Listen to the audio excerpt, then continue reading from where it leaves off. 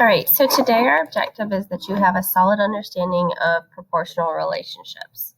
And you're going to be using the knowledge of everything we've been talking about with these proportional relationships to determine the constant of proportionality, use it to find missing information, and then go ahead and be able to convert between a proportional graph, a table, an equation, or verbal representation to determine that proportionality.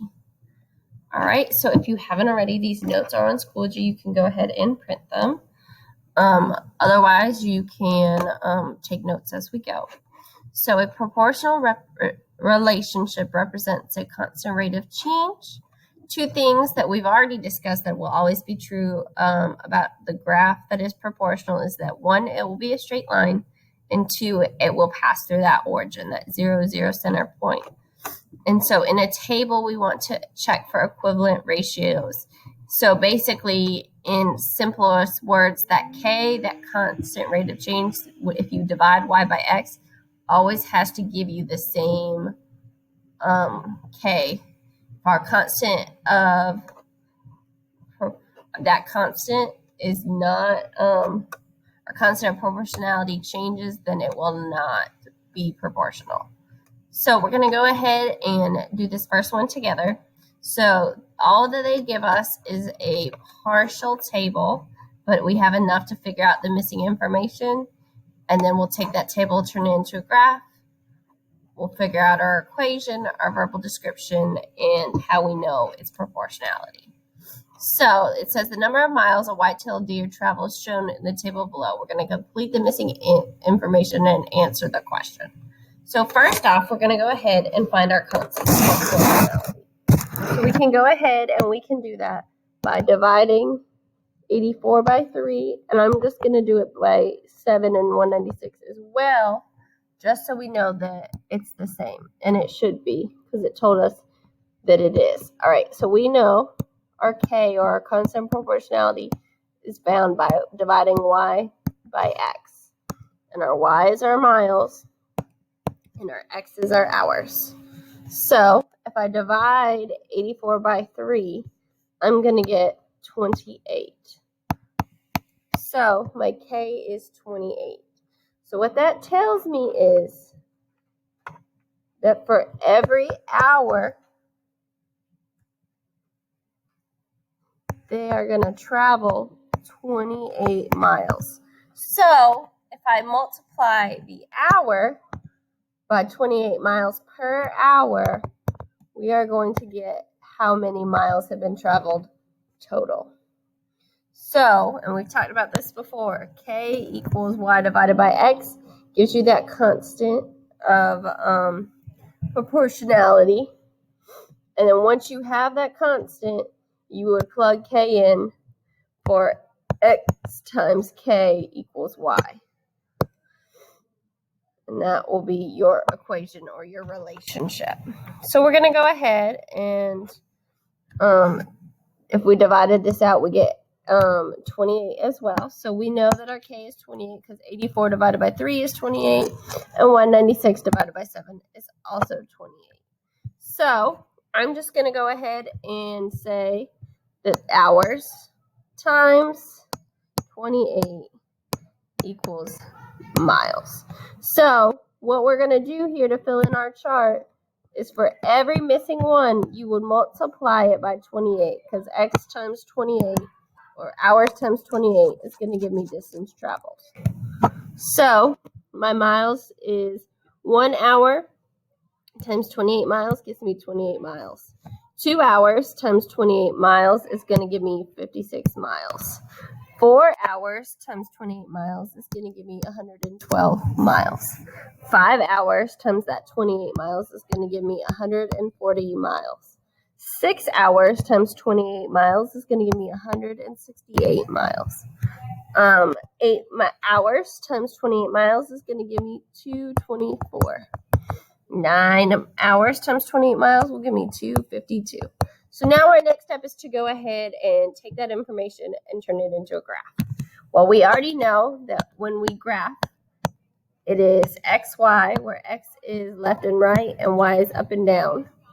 But because they're positive, we've only got our quadrant 1 with our positive X and our positive Y. So we can go ahead and say this is 0. Our hours are going to be our X. So 1, 2, 3, 4, 5, 6, 7, 8, and 9.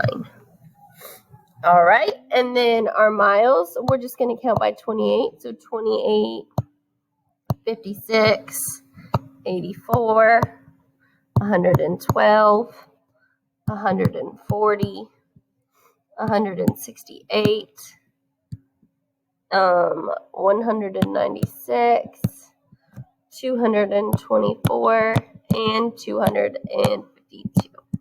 And so we know 1 hour is 28, 2 is 56, 3 is 84, 4 is 112, 5 is 140, 6 is 168, 7 is 196, 8 is 224, and 9 is 252. And 0 hours would be 0 miles. So we know that this graph is proportional if it's a straight line and it passes through the origin. Well, we have a straight line.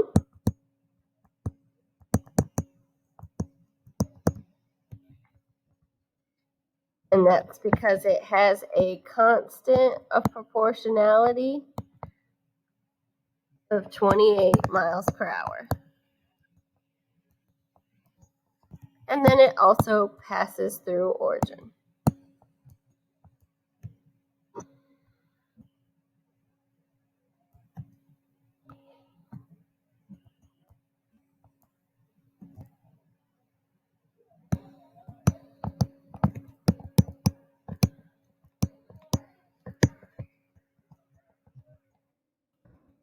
All right.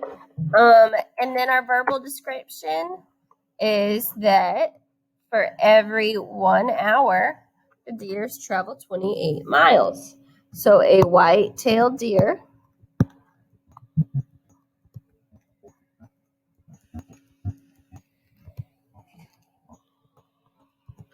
can travel 28 miles per hour. And that's our first one. So now what I want you to go ahead and do is turn your page, and I'm going to have you do this, but I'm going to set you up.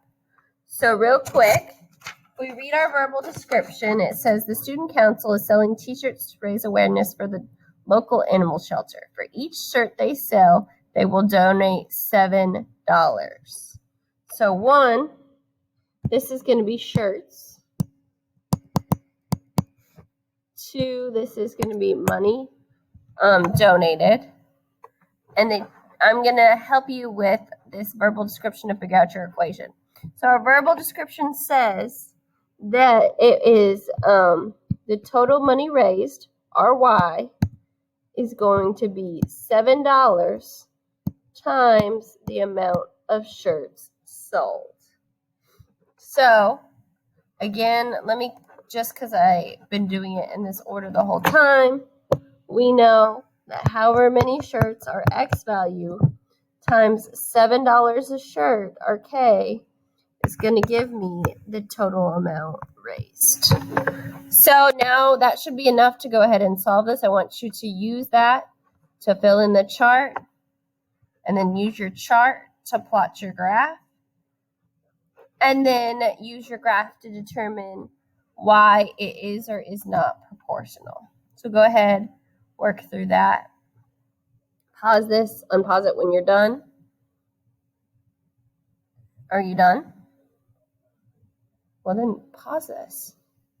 All right, so by now, you've already gone ahead, you paused this, and you've worked through it.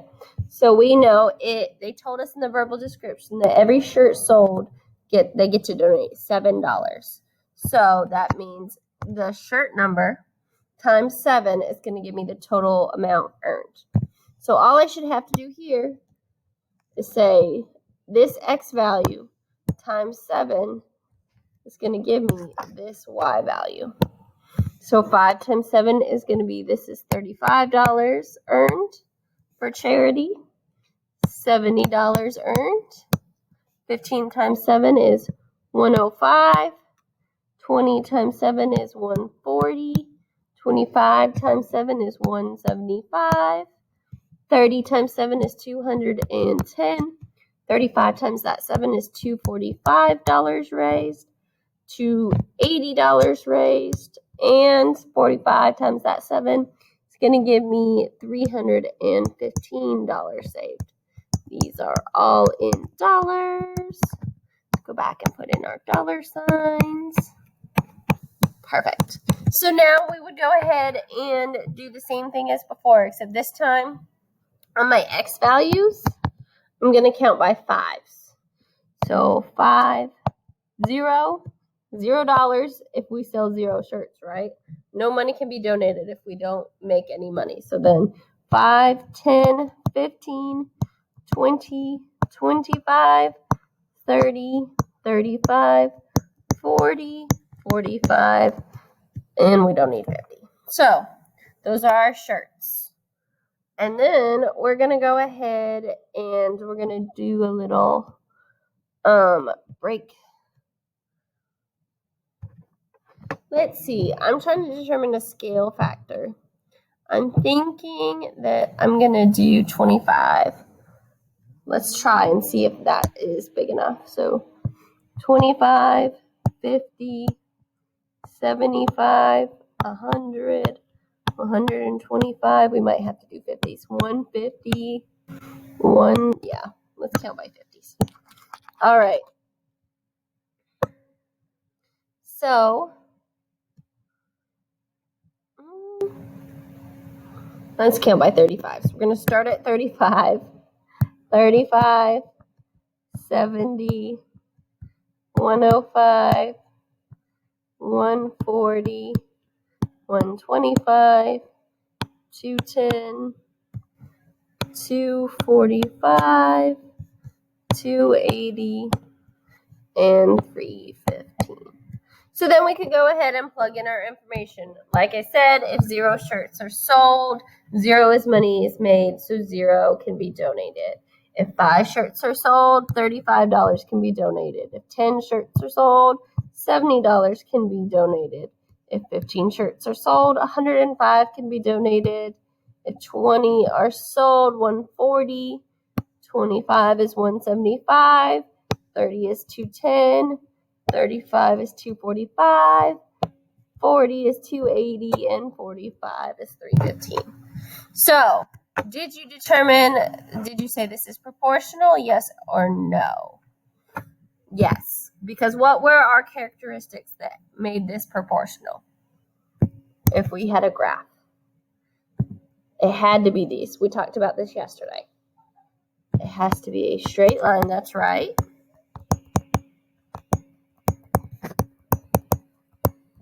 What was the other one? It has to pass through the origin. And then the third one we've been adding in is it's a straight line because it has a constant of proportionality, or a K of 7 per shirt. Perfect. So now we're going to read this scenario below and determine if the situation is proportional or not. So if it is, we're going to write an equation to represent it.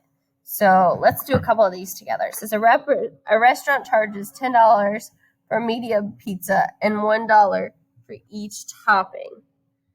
So we know that proportional means it has to increase at a constant rate. So if we just said it's $10 for every pizza sold, that would increase 10, 20, 30, 40 as we increase by pizzas. But once you throw in this extra factor, it's no longer a constant rate because they might the first person might spend $10 because they get a medium pizza. The second might increase by $12 because they're getting 2 extra toppings. And then the next person might spend $14 on their pizza because they're getting 4 toppings. So we're not going to increase by the same amount every time. if there was a flat rate for the pizza and it was just $10 regardless of toppings, we could go ahead and say $10 times pizza sold equals money made if this was not a thing. But because that is part of it, we know that this is non-proportional. All right. So in that same kind of logic, it says a restaurant has an all-you-eat buffet. They charge $8.75 per person. Do you think that this is proportional or non-proportional based on what I kind of just said about the pizzas? Yeah, it's proportional because it's going to increase by this much per person that buys a buffet. So we know that the total money made, Y being total money, is going to be equal to $8.75 times X, where X is people at the buffet. Do we see that? It increases at a constant rate. We don't have a random extra factor like $1 per topping. 8.75 times people at the buffet. All right. So I want you to do 5, 6, and there's 2 6s, 7, and then I'm think about whether or not you think that's proportional, and if it is, how would you represent it, and what are your X and Y representing? Did you do it? Then pause it and work these 3 out. All right. So by now, if you're going to pause it and work through it, you've done it. So it says a restaurant charges $1.50 for a fountain drink with free refills. So, did you say that was proportional? You should have. It's proportional because the total money made on drinks, so Y is total money again, is equal to $1.50 is K, $1.50 per drink times X, or drink spot, or people buying drinks. We couldn't say drinks because we said that free refills. If someone gets 3, it doesn't change the price. So X is going to be people getting drinks. Did you get that? Do you see why? When you're talking about this much per something, as long as we're not adding on extra fees, it's going to be proportional. So like if someone charges by the hour to come, like a plumber to come fix your toilet, they charge by the hour. That would be proportional as long as there's not a flat rate. So they're like, well, I charge $20 an hour, so I was here 2 hours, that's $40, and it increases by 20, that's proportional. If they have a flat rate, you wouldn't start at the origin. So if they say, I charge $40 plus $5 per hour, that is not going to be proportional. So let's think about this next one. It says a restaurant has a build your own salad option. It is $3.80 per pound of salad. Is that proportional? It is. Do you know why? Or do you know what the equation would be? It's proportional because the total cost, so the cost, or our Y, is going to be equal to $3.80 times X, where X is pounds of salad. Who buys? I need to weigh some salads because who measures salads in pounds? I'm really curious now. All right, and then we have a vehicle travels at a rate of 65 miles per hour. Is it a constant rate? Are there any additional factors? No, there's not. It's a constant rate. So proportional. What did you say your equation was? Total miles in the trip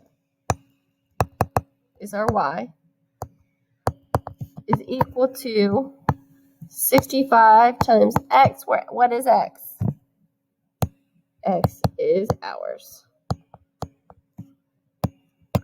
Awesome. So today we kind of did a little bit of everything we've done. So in this summary, you should be explaining how we completed our objective. Our objective was that we know our proportional relationships. We can determine that constant proportionality. It is that constant rate that we're increasing. So they're making more money per shirt, per pizza. There's no additional rates. We can determine whether or not a description is proportional, a graph is proportional, a table is proportional by finding that constant. How do you determine it in the graph? What were those three important factors? Constant proportionality, and what were the other two things? We talked about it today and we talked about it yesterday. How do you do that with a table? That K has to be the same every time. How do we determine it? By logically thinking about the verbal description. And how do we convert between them? So kind of explain all of what we did today in that summary, and make sure you submit these notes to Schoology. If you feel comfortable with this, you can go ahead and start the homework on Schoology on this. If not, please definitely come to our guided practice. That's all I've got. Have a great day, guys. Bye.